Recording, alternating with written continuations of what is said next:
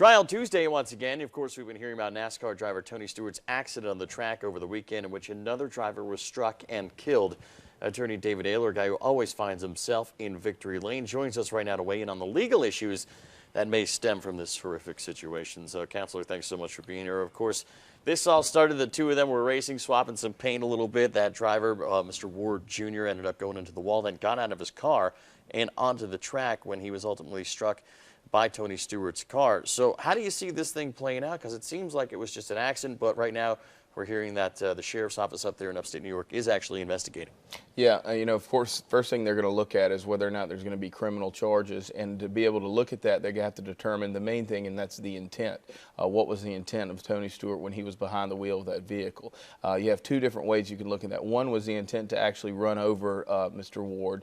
And secondary, if that was not the intent to actually criminally try to injure him, was he trying to scare him, you know, spin out close to him, get close to him, brush him off, whatever it may be, then you would look to a reckless driving type of intent. So, I mean, you have, of course, just straight homicide, which would be if he was trying to run him over, which right. I don't think that really anyone's accusing him of that, or they believe that that happened. But there is that level of, hey, was he driving recklessly, which then you have like a version of vehicular manslaughter type of charge that could come out of it, similar to when you see cars that are racing and things like that on public roads. I was going to say, can you get a reckless driving during an auto race, under a caution? I think what it would be is it would be related to specifically what he was doing under caution, how that was outside the rules and violated anything with what they should be doing on the track, and then specific to the circumstance. Like I said, you would have to show that the intent to spin out, maybe spin dirt on him or whatever it may be, scare him somehow, then went too far, ended up getting him caught in the tire, which of course led to his death. That, of course, it seems more likely the scenario. If Tony Stewart had any intent at all, it was to try and, you know,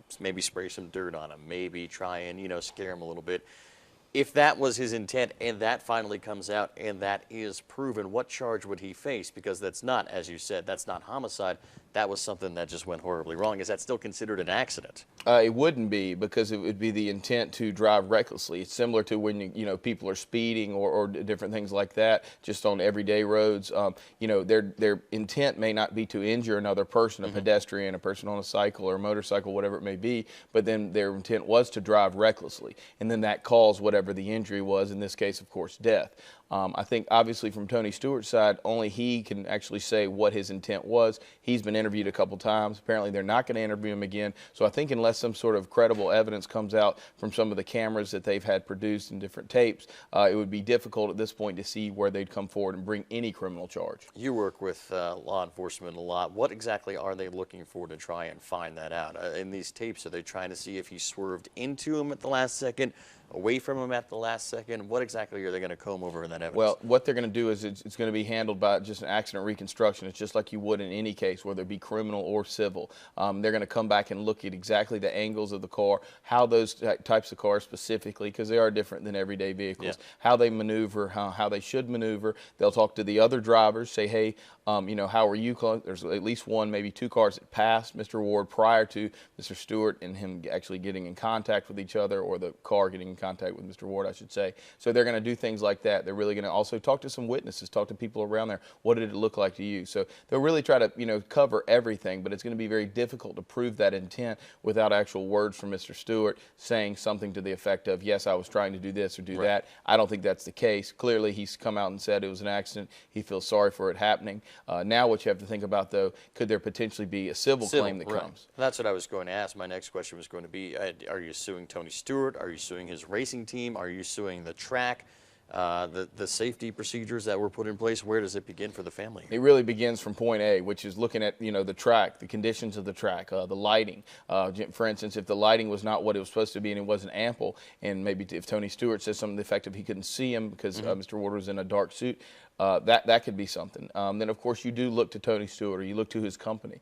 You try to probably look at him both personally and through his company. But then you have to look at whether or not by coming onto the track while vehicles were still moving, even though it was in caution, you know, was he assuming the risk there? Was it the fact that, you know, Kevin Ward himself was actually taking risk by going onto the track with cars coming at him, and then sort of charging at a moving vehicle? So, you know, it's not cut and dry in any way on the civil side either. It would seem, especially with that video evidence in a civil matter, that, you know, this could have been prevented if he stayed in his car and did not get on the track. So is that what you say that a judge would say, taking a look at that video?